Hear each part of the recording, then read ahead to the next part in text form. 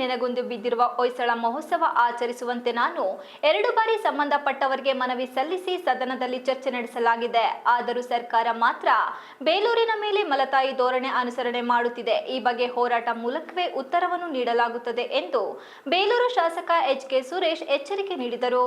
ಪಟ್ಟಣದ ತಾಲೂಕು ಪಂಚಾಯಿತಿ ಸಭಾಂಗಣದಲ್ಲಿ ಕನ್ನಡ ರಾಜ್ಯೋತ್ಸವ ದಿನದ ಬಗ್ಗೆ ಕರೆದ ಪೂರ್ವಭಾವಿ ಸಭೆಯಲ್ಲಿ ತಾಲೂಕು ಶರಣ ಸಾಹಿತ್ಯ ಪರಿಷತ್ತು ಅಧ್ಯಕ್ಷ ಹೆಬ್ಬಾಳು ಆಲಪ್ಪ ಪ್ರಾಸ್ತಾವಿಕ ಹೊಯ್ಸಳ ಮಹೋತ್ಸವ ನಡೆಸಲು ಜಿಲ್ಲಾಡಳಿತ ಮತ್ತು ಸರ್ಕಾರದ ತೀವ್ರ ನಿರ್ಲಕ್ಷ್ಯ ವಹಿಸಿದೆ ಎಂಬ ಪ್ರಶ್ನೆಗೆ ಉತ್ತರಿಸಿದ ಶಾಸಕ ಎಚ್.ಕೆ. ಸುರೇಶ್, ಸರ್ಕಾರ ಈಗಾಗಲೇ ವರಮಾನ ಬರುತ್ತದೆ ಎಂದು ದಸರಾ ಮತ್ತು ಹಾಸನಾಂಬೆ ಜಾತ್ರೆಯನ್ನು ಅದ್ದೂರಿಯಾಗಿ ಮಾಡುತ್ತಿದೆ. ಆದರೆ ಬೇಲೂರಿನಲ್ಲಿ ವರಮಾನ ಇಲ್ಲದ ಕಾರಣದಿಂದ ಅತಿವೃಷ್ಟಿ ಅನಾವೃಷ್ಟಿ ನೆಪ ಹೇಳುತ್ತಿದೆ. ಪ್ರಸಕ್ತ ವರ್ಷದಲ್ಲಿ ಹೊಯ್ಸಳ ಮಹೋತ್ಸವ ಮತ್ತು ಅಲ್ಮಿಡಿಯಲ್ಲಿ ಉತ್ಸವ ನಡೆಸಬೇಕು. ಇಲ್ಲವಾದರೆ ನಾವೇ ಇಲ್ಲಿನ ಕನ್ನಡ ಪರ ಸಂಘಟನೆಗಳು ಕನ್ನಡಾಭಿಮಾನಿಗಳ ಜೊತೆಗೆ ಪ್ರತಿಭಟನೆ ನಡೆಸಲು ಸಿದ್ಧವೆಂದ ಅವರು, ಮತ್ತೊಮ್ಮೆ ಸದನ ಇರುವುದರಿಂದ ಅಂದು ಸಹ ಮತ್ತೆ ಇದರ ಬಗ್ಗೆ ಪ್ರಸ್ತಾಪ ಮಾಡಲಾಗುವುದು. ಈಗಾಗಲೇ ಅಲ್ಮಿಡಿ ಅಭಿವೃದ್ಧಿಗೆ 6 ಕೋಟಿಯನ್ನು ಸರ್ಕಾರ ನೀಡುವುದಾಗಿ ಭರವಸೆ ನೀಡಿದೆ. ಆದ್ದರಿಂದ ನಮಗೆ ಪ್ರಥಮ ಕನ್ನಡ ಶಾಸನ ಸಿಕ್ಕಿದಂತಹ ಈ ಗ್ರಾಮವನ್ನು ಅಭಿವೃದ್ಧಿಪಡಿಸಲಾಗುವುದು ಎಂದರು.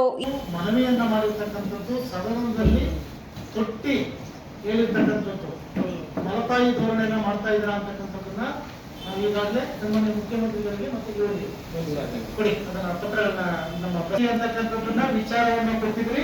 ಸನ್ಮಾನ್ಯ ಮುಖ್ಯಮಂತ್ರಿಗಳನ್ನ ಭೇಟಿ ಮಾಡಿದ್ದು, ಸನ್ಮಾನ್ಯ ಕನ್ನಡ ಮತ್ತು ಸಂಸ್ಕೃತಿ ಸಚಿವರಾದಂತಹ ಶಿವರಾಜ್ ತಂಗಡಿಯವರನ್ನು ಭೇಟಿ ಮಾಡಿ ಇದನ್ನ ಮನವಿ ಸಲ್ಲಿಸಿದೀವಿ. ಮುಂದಿನ ಇದರಲ್ಲಿ ಇದ್ರ ಏನಾದರೂ ಈಗ ಮತ್ತೊಂದ್ಸಲ ಈ ಹಾಸನಾಂಬೆ ಇದರಿಂದ ನಾಳೆ ನಾಡಿದ್ರಲ್ಲಿ ನಾನು ಈ ವಾರದಲ್ಲಿ ಒಂದ್ಸಲ ಭೇಟಿ ಮಾಡಿ ಮತ್ತೆ ಅದನ್ನ ಮನವಿಯನ್ನ ಮಾಡ್ತೀನಿ. 3ನೇ ಮನವಿ ಮಾಡಿರ್ತಕ್ಕಂಥದ್ದು 2 ಮನವಿ ಆಗಿದೆ, 3ನೇದು ಮುಂದಿನ ಡಿಸೆಂಬರ್ ನಡೀತಕ್ಕಂಥ ಸದನದಲ್ಲಿ ಇದ್ರ ಬಗ್ಗೆ ಗಂಭೀರವಾದಂತಹ ಆರೋಪವನ್ನ ಮಾಡತಕ್ಕಂಥ ಕೆಲಸವನ್ನು ನಾನು ಮಾಡ್ತೀನಿ. ಬಜೆಟ್ ಅಲ್ಲಿ ಅನುದಾನವನ್ನ ಪ್ರತ್ಯೇಕವಾಗಿ ಕೊಡಬೇಕು ವಹಿಸಲು. ಆಮೇಲೆ ಹೊಯ್ಸಳೋತ್ಸವ ಮಾಡಲಿಲ್ಲ ಅಂದ್ರೆ ನಾವು ನಿಮ್ಮ ಜೊತೆ ನೆರವೇರಿಕೆ ಮಾಡಿದೀವಿ.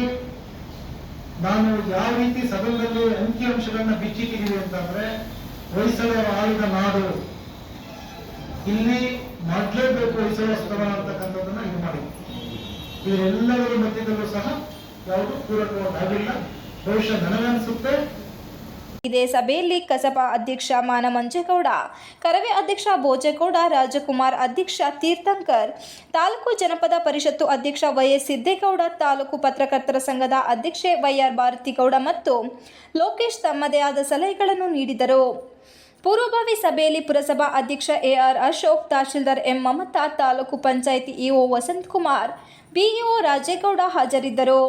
Ganesh, TV 46 Malenadu news, Belur.